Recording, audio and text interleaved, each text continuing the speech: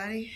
I'm sitting here with the candidate for Mayor of Chicago, Frederick Collins, and we're at True Love Church located at 105 North Laramie.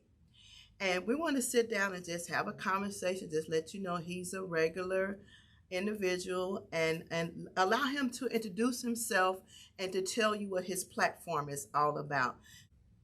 Well, thank you, first of all, for taking this time to have me on. My name is Frederick Collins. I'm a 29-year veteran of the Chicago Police Department, as well as a community organizer and activist. I was born and raised on the Greater West Side of Chicago, and I practically serviced and worked all over the city of Chicago. I belong to such organizations as Operation Push, NAACP, West Side Branch, and I've also volunteered with several other community organizations. I am running for the office of the Mayor of the City of Chicago in 2023. Okay, when was the moment you realized you wanted to become mayor? Well, I would have to say when I realized that we had leadership that was not going to change the conditions in which we were all forced to live in, and that bad policies would contribute to the rise in crime.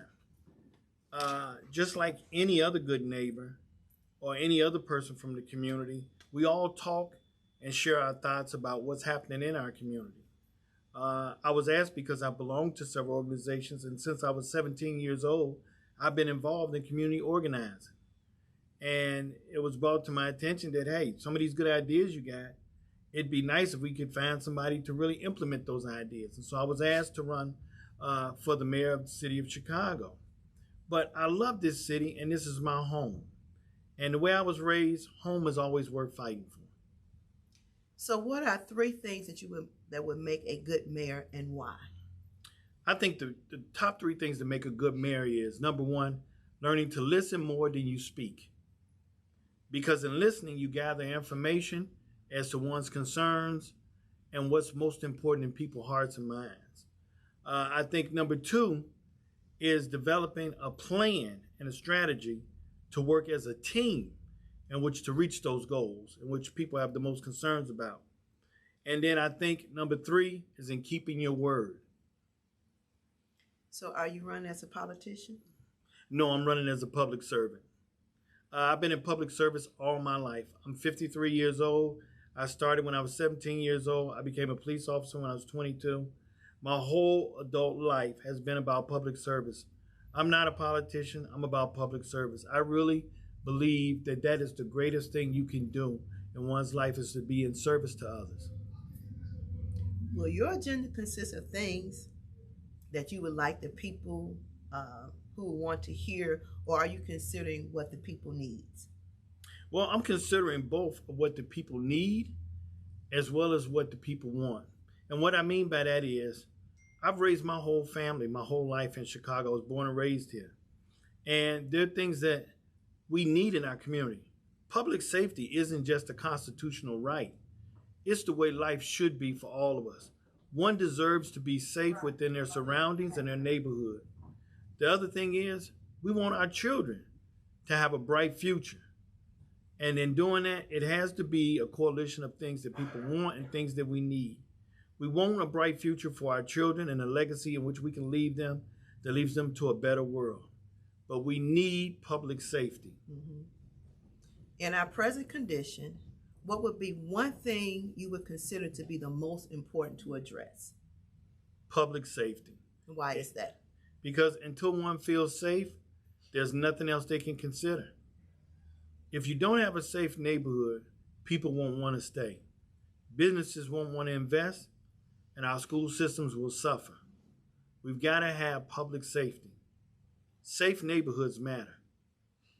Okay, in 2021 year-end, it was considered the most violent record in Chicago.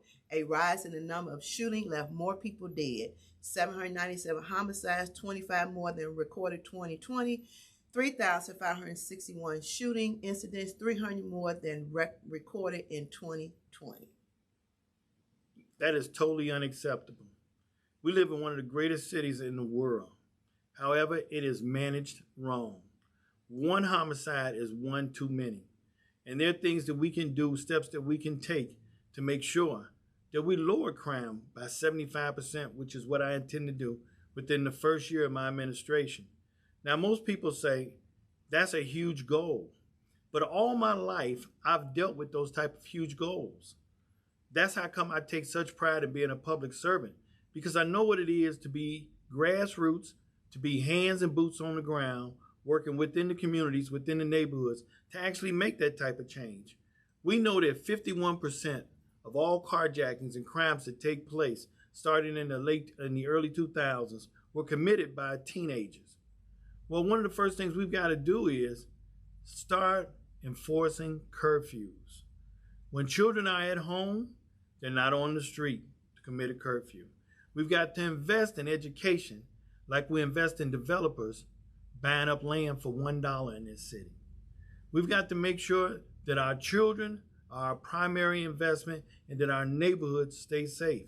And what I mean by that is I want to make sure that we increase the attendance rate in all Chicago public schools as the next mayor to 97%. Yes, 97%. It was at a time when Chicago Public School had a 93% attendance rate. What happened that we dropped down so low? It has been management and the previous administrations that have failed us, the taxpayers. That is totally unacceptable. We've got to also invest in after-school programs and literacy programs. Many of our children who graduate today can't write in cursive. These trainings have been taken out of the school. They no longer have elective classes such as home economics anymore. These are things that play a huge role in our economy and in our community. As the next mayor, I'll make sure that certain things happen. Number one, starting in Head Start, from now on it will be a requirement that in all Chicago public schools, our children learn two languages, Spanish and English, so that by the time they graduate, they will be able to compete globally with other children around the world. Many of our children are so intelligent, so smart, but the reason why they don't get that job isn't because they aren't qualified, they just don't speak another language. And so we're going to prepare them that when they graduate from any Chicago public high school, by the time they're in the 8th grade, they already fluently speak Spanish and English. And not only can they speak it, but they can read it and write it. Okay, how will you blend the gap between the police and community, considering we have seen so many incidents played out on TV? I think one of the things we have to really take a look at is training and experience. Many of the new officers that we have, many instances that have happened with officers that have less than 10 years on the job. And so we've got to bring back and make sure we hire enough policemen so that we have enough field training officers, and also that we make sure there's more community involvement.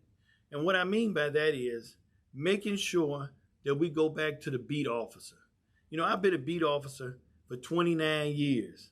I know everybody from the grocery store owner to the single mothers in the neighborhood, to the families in the neighborhood, the priests, the clergy, the mailman. You learn all this from working within the environment of the community, being a beat officer. You run into contact with the same children, same family members every year. I think one of the things we've got to do is hire enough policemen so that we bring back those field training and those beat officers that can work together.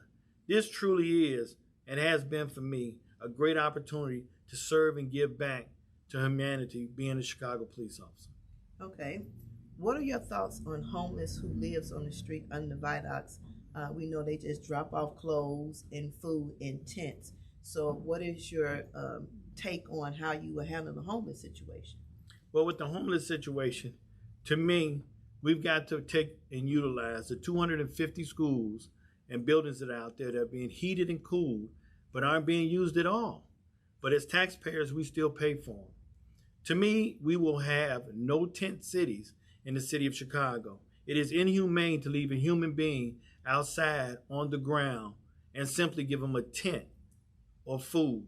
They should be inside a building where there's heat, where there can be social services, where they can receive mental evaluations, where we can make sure we get families that are sleeping in their cars and unsafe into a building, a facility that has all the things that they need socially and economically. We want to help people get their IDs and get a second chance at life. Many of those who are out there sleeping on the streets, some of those have done things that they don't deserve to be out there at all. They've served this country. Many veterans are out there homeless on the street. We have families out there that have fell on hard times. It truly is upon us as a society to leave no one behind. Okay, we touched a little bit about kids, but let's talk about children roaming the streets after 9 p.m. at night. And we know, especially with summertime about to hit, there's going to be a lot of kids that's going to be out after hours. Well, that's why we're going to have the enforcement of the curfew laws that have been on the books already over 50 years. We've got to make sure that we enforce that curfew to make sure that our children are safe. You know, as a father who's raised 3 kids, 2 daughters and a son, and as a grandfather, that is one of the most important things to me, to make sure that our children and our grandchildren are safe. And the best place for them to be safe is at home. It really pulls at one's heart, mind, and soul when we read every single day and every weekend 3-year-olds, 9-year-olds, 17-year-olds who are victims of violent gun violence in Chicago. That will stop under my administration. Okay.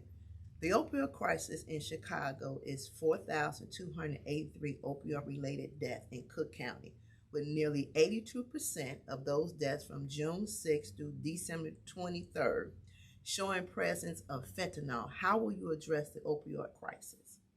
Well, there's 2 ways we address it.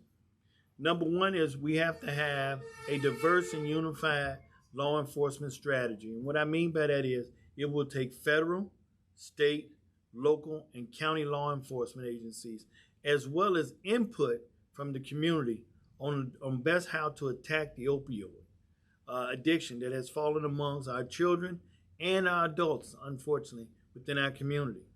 And gathering information, I'm going to put together a task force that does exactly that in the city of Chicago to make sure we go after those who bring these deadly chemicals into our community, and make sure that we walk them all the way through the court system to make sure that they get time. And that means putting out there officers who work undercover. It means making sure that we do operations that find out within our schools how they get inside of the school and how they are approaching our children. We will be very aggressive in making sure we address this issue under my administration as mayor of the city of Chicago. Okay. We have a variety of non-for-profits who has received funding specifically helping those in communities who are in need, yet the evidence of the help is not seen. What is your position on agencies getting funding, and how will you make sure the funding is being used for the purpose it was received? Well, just like anything else, there has to be transparency and accounting. You know, when you run a business, I've ran a business before myself, you are always doing audits every quarter. There's 4 quarters within a year. We're going to make sure, and this is one of the things I talk about, is setting aside $1.5 billion for churches and non-for-profit organizations to make sure that this money goes to fund those organizations that do so much needed work within our community. You know, our churches don't get half the credit, nor do a lot of these non-for-profits, for the things that they do out there, constantly making sure that our homeless have something to eat, that there's warm clothing when the weather changes, making sure that those who need mental evaluations and also work and assist with the police. These are needed things within our community. You know, we have to understand that teamwork makes the dream work, but we will also audit these organizations every quarter to see the progress that they make and the promises that they made to the community.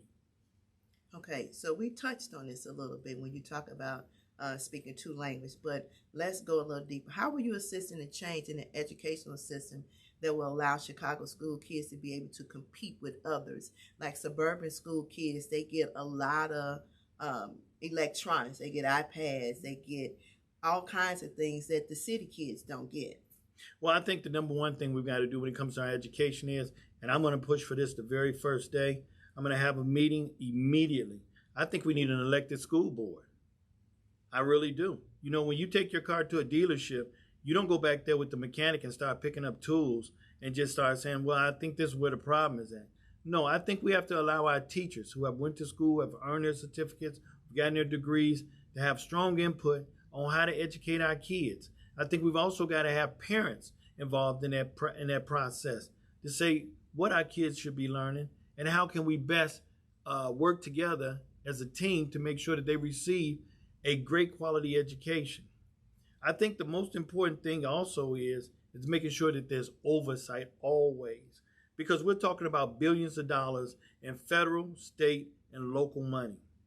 And you know what? A public education can go a long way. Remember, many of our presidents of the United States didn't go to college, but they all had a public education. We really have to invest heavily in our public education. Okay, since the pandemic, this has been a real big issue.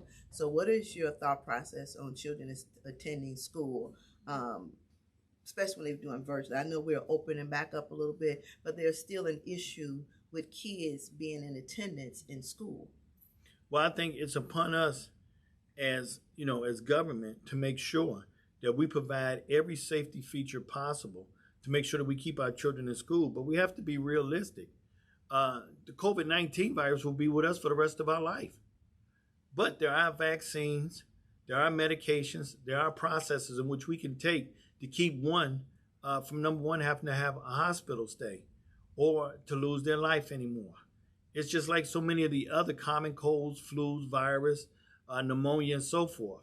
We have treatments now, and we have to utilize those treatments to making sure that we apply those when it comes to making our schools safe, as well as making sure that we invest in clean air, making sure that we invest in water faucets that have filters that filter out different things that shouldn't be in our water supply. And the other thing I want to do is we're going to go back to the old days. And I remember a lot of people know this, when we used to have live kitchen staff that kept everything clean and made it at the school homemade, fresh ingredients.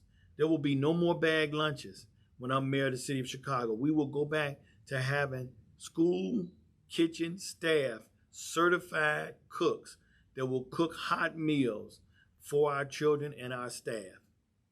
Okay. Last year, a social worker life was taken from a visitation. How will you make sure social workers are covered?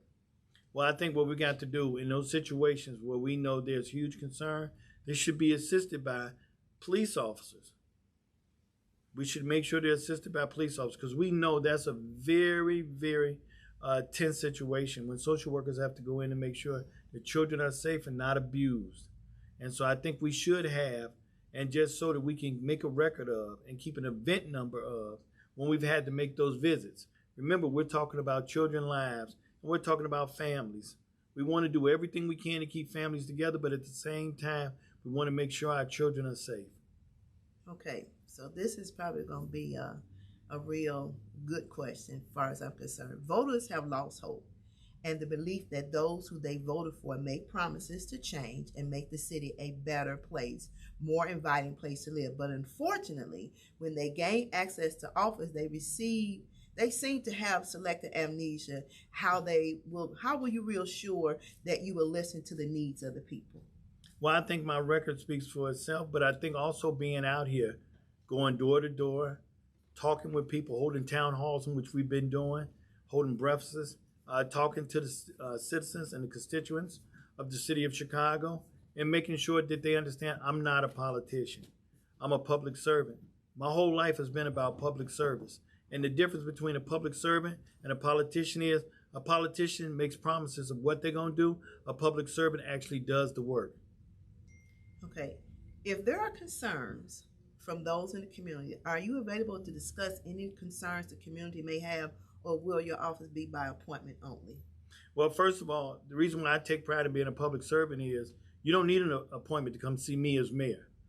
The mayor is an employee of the citizens of Chicago. The mayor does not have king authority over the citizens of Chicago. They are simply an employee who has passed the process to be elected and work for the people of the city of Chicago. Number one, when I step in that office, that will be on the wall, that I work for you. Okay. How or what will be your position to get Chicago back on the map of being a city that people will feel safe and kids can play in the neighborhoods without fear of bullets being sprayed? Well, I'm glad you asked that. It's a 3-part plan that I have for the city of Chicago to make it a world-class global city. the best in the world, and that is public safety. What we're going to do is we're going to hire 20,000 brand new Chicago police officers. We're going to make 3,000 brand new detectives to investigate crimes that happen as well as cold cases. We're also going to hire 20,000 brand new Chicago firefighters. We're going to promote another 3,000 paramedics so the response time for medical emergencies is cut down in half. We're also going to make sure we hire 20,000 brand new streets and sanitation workers to make sure that we're not only the safest and best city to live in anytime you have any medical emergency, but also we're the cleanest city. When you have the cleanest city, the best service city, and the safest city, that's what makes a global world-class city. And this will make our children and our communities feel much more safer. Okay, what is your take on gun violence and robbery? It's unacceptable. It's Okay. unacceptable. We have to make sure that it is totally understood. And I will do that as mayor. The carjackings are over with. I didn't say just bring them down. It's over with. Running into businesses and robbing them while customers are in there shopping, that's over with. We're going to make Chicago a safe city. You know, there are places that people go and they already feel as though, you know what, you can't do that here because it's safe here. That's the way it's going to be in Chicago. I want grandparents and parents to feel proud and safe. They're letting them know that you can let your child come off the front porch, go across the street to the neighborhood park, and play without hearing gunshots or watching people on the corner all day long drinking. That will not be accepted. We are going to make sure that this is a city that one can live in, feel safe in, grow a business in, and enjoy their leisure. That's what makes a great city. Okay. So, piggybacking off what you just said, and clean up communities and making neighborhoods safe. I know we have speed bumps, but we also have a lot of abandoned buildings that's still abandoned. And it seems to be mostly on the south and the west sides that have the bulk of the abandoned buildings, the bulk of people hanging out on the corners, a lot of speed bumps. And it seems to be that our neighborhoods are not kept up like other neighborhoods. How are you going to change this? Chicago can never reach its full potential until the south and west side are equal to that of the north and Fort South Lawndale area and Oak Lawn area. We've got to make sure that all of Chicago moves in the right direction. We've got to make sure that all of Chicago has prosperity within its future. One of the things I intend to do is to build 2 brand new Chicago hospitals, one on the west side of Chicago near the Austin area, and one on the south side of Chicago so that it also can service the south suburbs where there's no medical treatment immediately. We know that when there is a family emergency, a medical emergency, seconds count. And so we're going to make sure that each hospital hires at least 15,000 workers. And that would include everything from doctors, nurses, lab technicians, security, groundskeepers. We're going to make sure that jobs go to those in those communities first. But we have got to heavily invest in the south and west side. Until that happens, Chicago will not reach its full potential of being the world-class global city that it is. There is a lot of unemployable people out here, and because of the pandemic, but there are some people who don't have the skill set to get jobs. What kind of programming can you think about that will help, like single mothers, single dads, or they're struggling, they don't know the tools or the direction to go to get on their feet again? So is there something that you're going to consider? We've already talked about a brand new program under my administration that will leave all of our high schools open every Saturday. And it would stay open from 8:30 in the morning until 5 o'clock in the evening. And what that would do is give opportunity to young adults who did not receive their GED to be able to come there and receive classes and job training, as well as get help with housing, as well as get help with family planning, so that we can move all of society forward. This is so important. We need not leave anyone behind. Okay. So my final question, is there one thing that you can say that will help those watching understand or see that you are the better candidate, and what would that one thing be? I think the one thing that makes me the better candidate is I learned a long time ago as a young man from my mom that the reason why God gave you 2 ears and 1 mouth is that he meant for you to listen twice as hard as you do speak. You learn more listening than you do speaking. Okay, so I have an added question, and the question is, what would you do for ex-felons who's coming out of the system, and why do they keep paying for the crime over and over again? I think because in society we failed in some form to understand that those who have paid their debt to society deserve a second chance. And had it not been for God's grace, many of us could have gone that way. I think when we give most of them a second chance, you see those who become successful, such as Judge Mathis and others who have gone on to prison but have turned their life around. Those who want to make that change, they deserve that opportunity, and we'll be there for them. Those who decide that they don't want that change, guess what, as mayor, we'll be there for you too. We'll take you right back where you came from.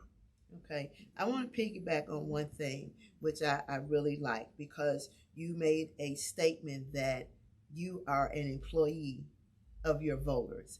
And I don't think people recognize that any elected official that sits in office is your employee. Exactly. And so we should not feel in fear. We should not feel that our voices are not important. Whatever it is that you need to bring forth that's a concern to you, it's a concern. Am I correct? That's right. That's right. So we should just close this off. We're going into election time. And usually when you have candidates like this, you'll never see them in this type of arena at all. I'm a nobody. Let me put that out here. I am somebody in God, but in other people's eyesight, I'm a nobody. We're sitting inside of a church who opened their doors so we can have this interview with our candidate who's running for mayor. Now, if we go back in our minds and we do a reflection of history, you name one time that you've seen a candidate who's running for office who comes in the community to sit down and talk with people who resides in the community to listen to their concerns. So for me, I thank you for doing the interview. Thank you so much for having me. I thank you for answering all the questions. I know they was a little rough, but it's good that you were able to answer them, and it's also great that you was able to give great feedback for those who will watch. And if you have any other questions or any other concerns, what are you doing after this? I mean, future plans. You're doing town halls. We're going to continue to do town halls. We're going to continue to be in the newspaper publications. We're going to continue to reach out to as many people and organizations as possible. It is so important to protect home. Chicago is just not a city. It's our home. And it is a constitutional right for you to be safe. No one should have to live in fear. That will not be when I become mayor of the city of Chicago. You will feel safe. You will feel hope and a future. For more information, please reach out to my website, collinsforchicago2023.com. Once again, my website is collinsforchicago2023.com. And if somebody wants to join the team and work on the campaign with you, what can they do? Visit our website, go onto our contact page at 773-739-8082, and give us a call. We're all in. We all can win. All right. Well, that concludes this interview for today. I thank everybody for tuning in, and I pray that you share this with others so they can get to know our future elected mayor of Chicago, Frederick Collins. Thank you. Thank you so much.